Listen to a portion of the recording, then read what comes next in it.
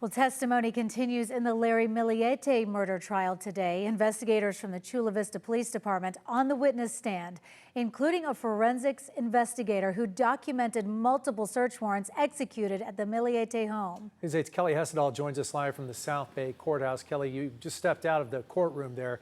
What can you tell us about what happened today? Yeah, you guys, and keep in mind that that first official search warrant wasn't executed at the Millete home until about 2 weeks after Maya was reported missing. So a couple of new things that we learned today. Now, forensics investigator David Garber testified about spots found in Larry Millete's Lexus SUV, including on a cargo mat that investigators tested with something called Blue Star Luminol, which detects for blood. And he determined a spot that was found on the mat could potentially be blood. Now, Garber also testified about the sidewalls of the Lexus that he found streaking. It appeared a liquid had been wiped on or had streaked through in the cargo area of the SUV.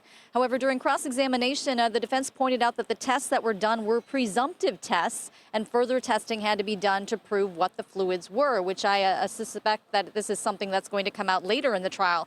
Now, meanwhile, Garber also testified about a handwritten note found in the main bedroom. It was written by Maya to Larry, and it was dated August of 2020, so about 4 months before she disappeared.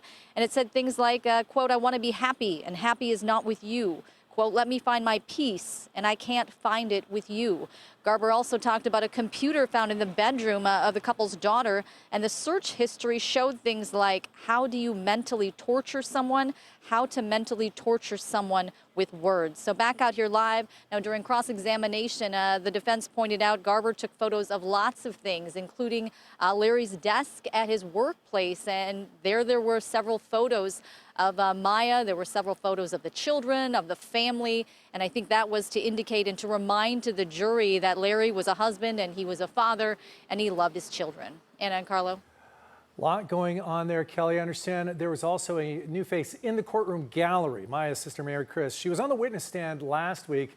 Her testimony's over, but she's sitting on the trial now, right?